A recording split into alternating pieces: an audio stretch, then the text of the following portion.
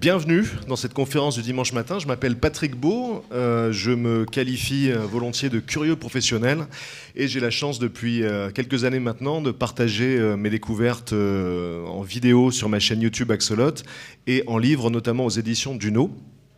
Et comme vous le savez, donc nous sommes dans un lieu exceptionnel puisqu'il s'agit de la seule bibliothèque musée de France et il se trouve que je suis actuellement en train de rédiger un livre sur les musées qui sortent de l'ordinaire. Et donc le sujet de cette conférence était tout trouvé, je l'ai intitulé « Curieux musée », c'est un tour d'horizon des musées les plus étonnants du monde. Alors pour faire passer les diapositives, c'est parfait. On va diviser cette conférence en 3 parties. Et donc j'ai voulu commencer par les musées qui se distinguent par leur architecture, voilà, parce qu'il y a certains musées où le contenant est plus surprenant que le contenu, comme vous allez voir. Et on va démarrer avec le musée Kunsthaus de Graz en Autriche. Donc c'est un musée d'art contemporain et le moins qu'on puisse dire, c'est qu'il se distingue très nettement de l'architecture environnante, puisqu'on est sur une architecture très classique du 19e siècle. Et puis tout à coup, on a cette espèce de vaisseau extraterrestre qui est posé comme ça au milieu de la ville. Et d'ailleurs, c'est comme ça que l'ont baptisé ses créateurs, les architectes Peter Cook et Colin Fournier. Ils l'ont surnommé le Friendly Alien, donc littéralement l'extraterrestre amical. Et ce bâtiment, qui a été inauguré en 2003, s'inscrit dans le mouvement Blob Architecture, qui est un mouvement relativement récent, qui se caractérise par ses formes très organiques. On a un peu l'impression de voir une sorte de cœur géant avec ses ventricules qui jaillissent comme ça du toit. Et ce qui est intéressant aussi sur ce musée-là, c'est que sa peau est couverte de plaques qui sont chacune équipées d'une sorte de petits anneaux fluorescents. Et donc tous ces anneaux peuvent être contrôlés individuellement, ce qui fait que la peau du musée se transforme littéralement en écran. Et donc le musée lui-même peut devenir un support pour certains artistes, voilà, qui vont créer des animations à la surface du musée.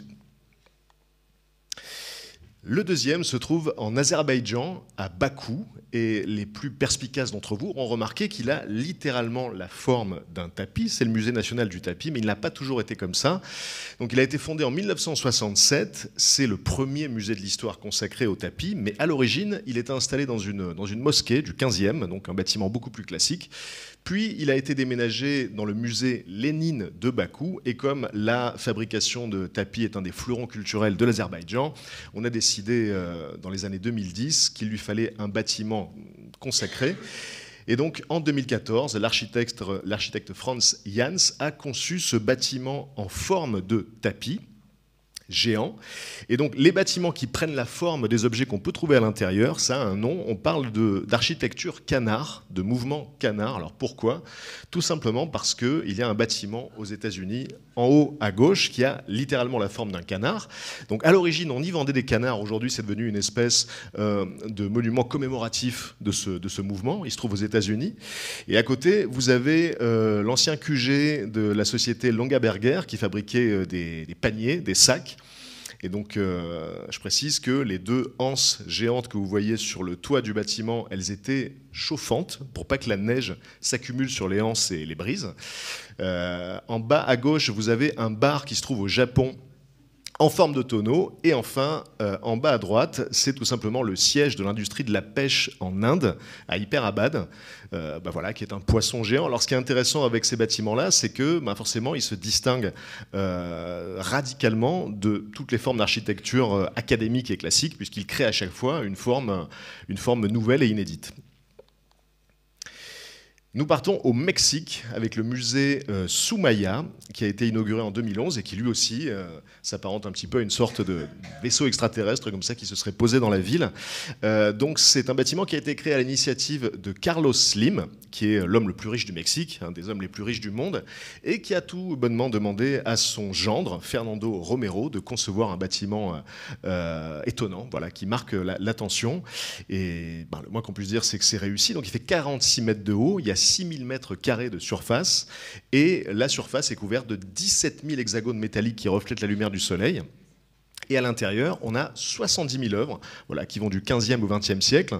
Donc là, pour le coup, c'est un musée qui est aussi intéressant à l'intérieur qu'à l'extérieur. Et on trouve notamment des œuvres de Rodin à l'intérieur. Et d'après l'architecte, donc Fernando Romero, Rodin serait une de ses inspirations, alors que pourtant Rodin faisait des sculptures figuratives. Là, on est sur quelque chose d'assez abstrait. Mais l'architecte y voit une forme qui rappelle les corps un peu torturés, comme ça, un peu contorsionnés de certaines sculptures de Rodin. Et c'est vrai qu'avec un peu d'imagination, en bas, on peut imaginer un dos, par exemple, d'une personne qui serait tournée sur le côté.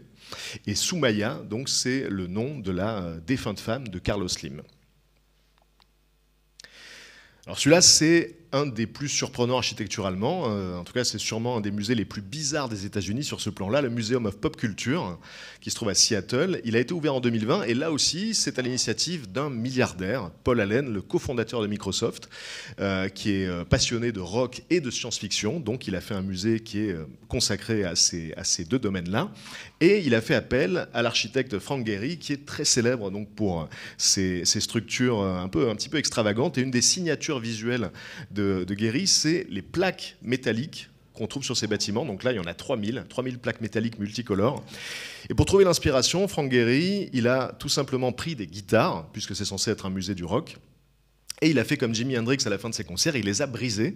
Puis ensuite, il a observé le résultat final et il s'est inspiré de cette structure pour faire son bâtiment. Et c'est vrai que de dessus, on a un peu l'impression de voir une sorte de décharge géante finalement. C'est pour ça que le musée a été très controversé à sa création, comme c'est souvent le cas d'ailleurs avec les musées avec une architecture contemporaine un peu provocante.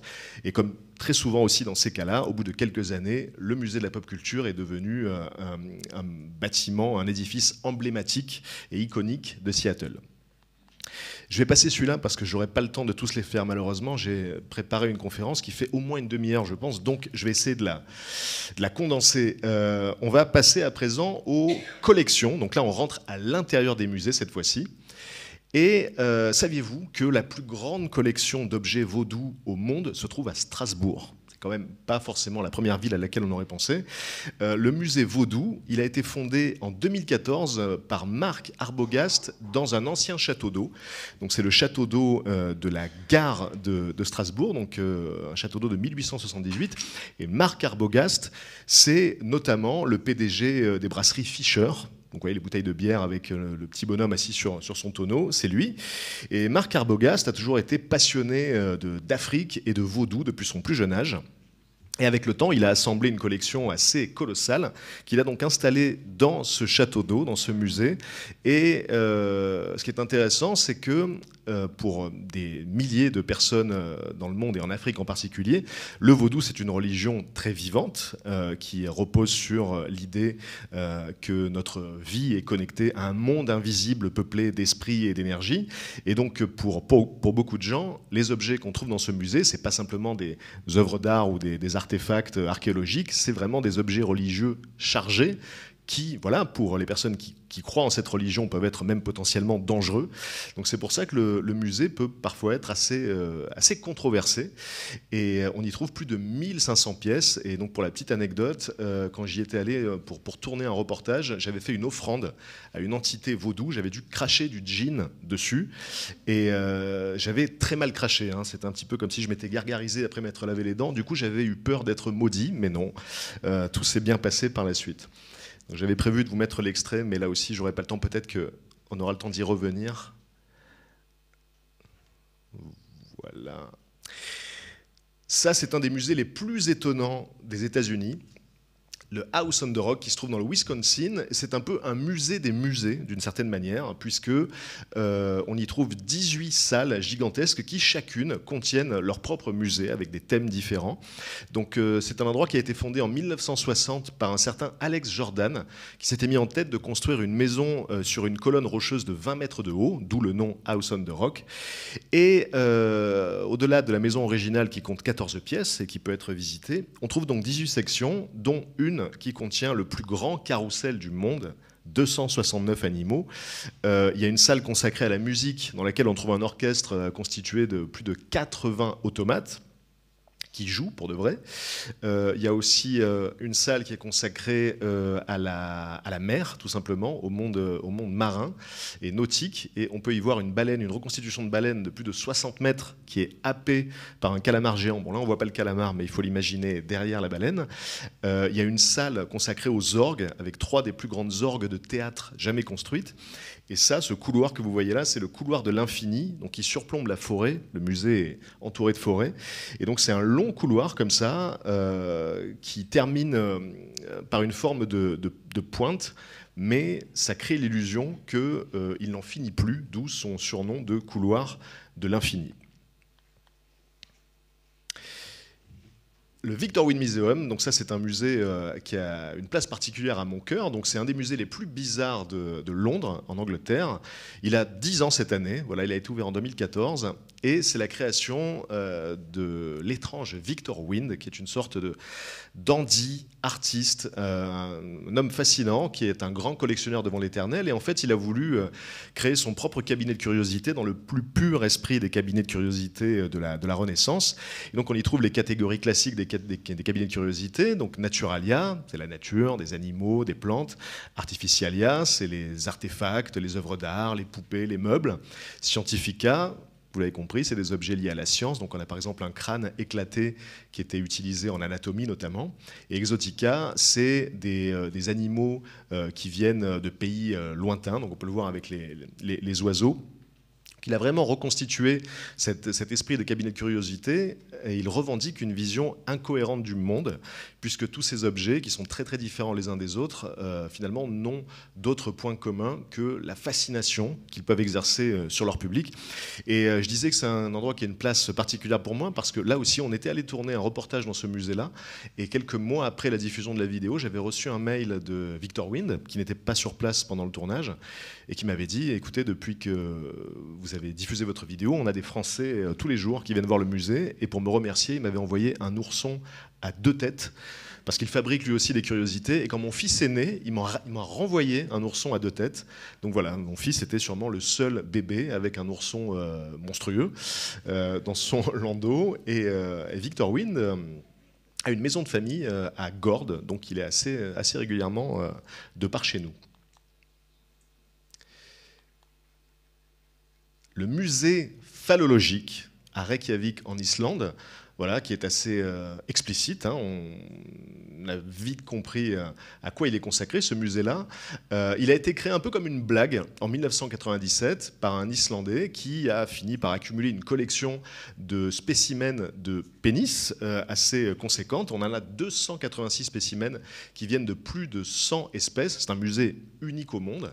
Et il faut savoir que pendant des années, le musée a reçu des lettres d'hommes qui étaient particulièrement fiers de leur organe, manifestement, et qui voulaient être le représentant humain voilà, du musée. Et finalement, c'est arrivé en 2011, donc c'est un Islandais de 95 ans qui a eu l'honneur, voilà, d'avoir son pénis exposé dans le musée, après sa mort, hein, je précise. On a aussi 350 objets d'art autour de ce thème-là. Et la star du musée, eh bien, c'est le pénis de cachalot que vous pouvez voir à gauche, à côté duquel les gens posent assez souvent. Bon là, du coup, il n'y a personne qui permette d'avoir une échelle, mais généralement, les gens sont plus petits hein, que le pénis du cachalot. Ici, un éléphant. Et on va terminer par les inclassables, donc voilà, des musées qui ne rentrent pas dans les cases. Et je commence par le musée des relations brisées, qui se trouve à Zagreb en Croatie, qui n'a pas été créé en 2066, car c'est dans le futur.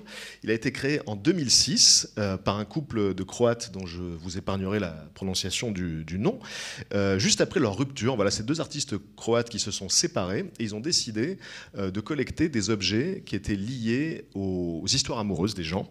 Donc ils ont reçu énormément d'objets et cette exposition, avant de devenir un musée physique en 2010, elle s'est déplacée, c'était une expo itinérante qui a traversé plus de 50 villes et ils ont reçu au total 4000 objets de gens voilà, qui avaient des artefacts qui symbolisaient leur histoire et leur rupture. Et le musée donc, a carrément reçu le prix du musée européen le plus innovant en 2011.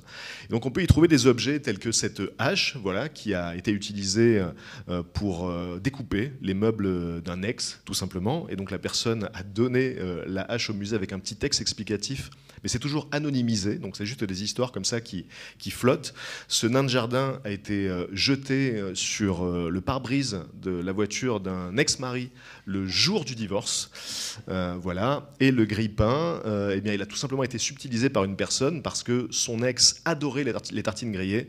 Et donc la personne a décidé de le punir en confisquant le grille-pain. Et voilà, donc on peut trouver des dizaines et des dizaines d'objets de ce goût-là dans ce musée. Le musée tactile, qui est unique en Grèce, à Athènes. Alors il y en a 5 dans le monde de musées comme ça, dans lesquels on peut toucher les œuvres. Mais celui-là est le premier, il a été créé en 1984. Donc il était réservé en tout cas à l'origine aux malvoyants et aux non-voyants. Et depuis 2004, il est ouvert au grand public. Donc on y trouve des répliques exactes de statues antiques, ainsi que des modèles réduits de monuments, comme le Parthénon, notamment. Et on peut toucher ces œuvres. Donc ça permet aussi pour les personnes voyantes de redécouvrir un petit peu le patrimoine sous une approche sensorielle inédite, on va dire. C'est un musée qui a eu le prix du musée européen de l'année 1988. Et ce qui est chouette, évidemment, c'est que les chiens sont les bienvenus dans ce musée, hein, puisqu'ils accompagnent les visiteurs. Le musée sous-marin de Cancún au Mexique est le plus grand musée sous-marin du monde, parce qu'il y en a plusieurs. Il y en a un notamment au large de Lanzarote, aux îles Canaries. Et c'est un projet qui a été initié en 2009 par l'artiste anglais James de Cairns Taylor, qui a d'ailleurs notamment supervisé également le musée de Lanzarote. On y trouve 500 statues qui ont été déposées entre 3 et 6 mètres de profondeur. Et ce qu'il faut savoir, c'est que contrairement à ce qu'on pourrait imaginer, c'est un projet écologique, parce que l'idée, c'est de protéger les fonds marins, déjà en détournant les plongeurs des récifs coralliens. Forcément, ils viennent plutôt voir les statues. Et ensuite, les statues ont été réalisées avec un béton au pH neutre qui permet aux poissons et à la vie marine en général de venir s'abriter dans les statues. Et donc petit à petit, ces sculptures deviennent des récifs artificiels. Et il faut savoir aussi que les sculptures sont basées sur les habitants d'un village local. Donc si les gens du village viennent se baigner, ils peuvent littéralement se voir donc, en statue sous l'eau. Et on peut imaginer la réaction des archéologues dans 1000 ans. Ça peut être drôle. J'ai réussi quasiment à conclure sur les 40 dernières secondes. Donc ça, c'est le musée du sable qui se trouve à Tottori au Japon et qui a commencé comme une expo temporaire en 2006. Mais qui est devenue une expo permanente depuis 2012 dans un hangar géant de 1950 mètres carrés. On a des thématiques annuelles. Bon, là, ici en bas, c'était par exemple l'Égypte. En haut, c'était la République tchèque. On voit une sculpture en hommage à la métamorphose de Kafka. Et il se trouve qu'au Japon, il y a plusieurs musées du sable. Il y en a un autre qui se trouve à Nima. Et dans ce musée, dans lequel on trouve de grandes pyramides de verre, il y a le plus grand sablier du monde. Il fait 5 mètres de haut, il y a 1 tonne de sable et il met exactement 365 jours à s'écouler, ce qui est un parfait symbole pour vous annoncer que le temps qui m'était imparti s'est également écoulé. Merci à vous.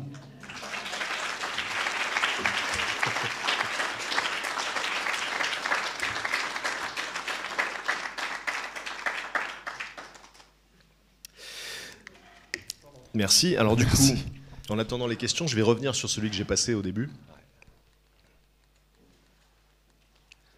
Celui-là, le Musée national du Qatar, qui est inspiré des roses des sables. Donc c'est une espèce de rose des sables géante de 539 pétales, puisqu'on est au Qatar, il y a du désert, et donc dans le désert, il y a ces formations cristallines qu'on appelle les roses des sables. Et il a été conçu par Jean Nouvel, qui est fierté nationale, hein, prix Pritzker Jean Nouvel, l'équivalent du prix Nobel d'architecture. Et il y a également un bassin avec 114 fontaines qui ont été conçues par un autre Français, Jean-Michel Ottoniel. Et donc voilà, visuellement. Et à l'intérieur du musée, il y a un palais du début du XXe siècle de l'ancien émir du Qatar. Donc voilà, c'est un bâtiment assez exceptionnel. À vos questions, vos réactions, vos souvenirs peut-être d'avoir visité ces musées aussi.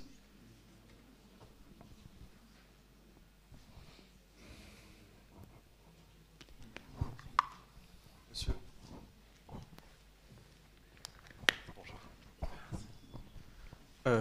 Déjà, en premier lieu, j'aime beaucoup vos vidéos. Du coup, je suis content de pouvoir venir vous voir en vrai. Ah, merci. Et ma question, c'était qu'on a vu beaucoup de musées du XXe et du XXIe siècle, et je me demandais si éventuellement vous vous intéresseriez à des musées où vous en connaîtriez qui sont remarquables par leur forme ou par leur contenu et qui seraient plus anciens. Bah, en général, les musées anciens, sur le plan architectural, sont plutôt classiques. C'est parfois de très beaux bâtiments, mais qui ne se distinguent pas particulièrement par leur architecture. C'est vrai que sur ce plan-là, c'est plutôt les bâtiments modernes en général qui captivent l'attention. Parce que bah, c'est juste incroyable, hein. Bah, le Kunsthaus, là, c'est vraiment un vaisseau spatial. Et je sais que personnellement, alors j'ai pas eu la chance d'y aller, mais si j'y allais, ce serait d'abord pour l'extérieur, avant de m'intéresser à ce qu'il y a dedans, quoi. Donc voilà, en général, les musées plus anciens sont plus traditionnels hein, sur la forme. Une autre question?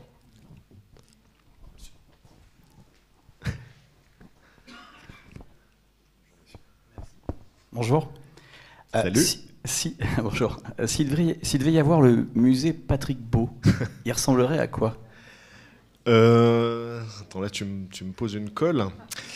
Le musée, peut-être qu'il aurait la forme d'un axolote géant dans lequel il y aurait des tas de curiosités. Bah, c'est vrai que moi je suis très très amateur, voilà, des curiosités. Donc c'est pour ça que le musée Victor Wind, il me parle tout particulièrement. Je pense que si j'avais un musée un jour, il ressemblerait plutôt à ça. Voilà, il y aurait des tas d'objets étranges.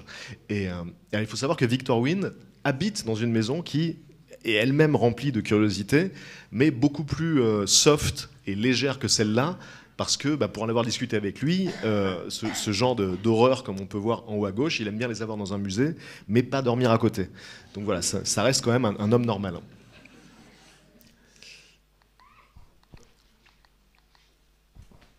Merci. Parmi les musées que vous n'avez pas encore visités, lequel envisagez-vous de vraiment... vers lequel envisageriez-vous d'aller prochainement, par exemple? Ouais, eh ben... J'avoue que, alors là c'est pas prévu dans l'immédiat, hein, mais j'aimerais vraiment voir un jour le House on the Rock. Alors le truc c'est qu'il se trouve dans le Wisconsin, et le Wisconsin, on n'y va pas par hasard, hein, c'est vraiment au milieu des États-Unis, et faut y aller pour ça. Donc je ne sais pas si j'aurai la chance de le voir un jour, mais c'est un lieu incroyable, quoi. C'est un musée des musées, littéralement, gigantesque. Et en tout cas dans la liste, il y en a beaucoup que j'ai pas encore eu la chance de voir et que j'aimerais beaucoup voir. Mais celui-là, il est assez haut dans la bucket list, je l'avoue.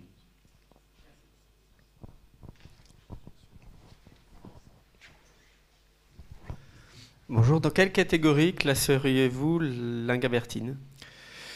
Eh ben, l'Inguimbertine, c'est vrai qu'elle aurait pu être dans la liste, hein, parce que voilà, seul musée bibliothèque de France. Donc là aussi, c'est une vraie curiosité.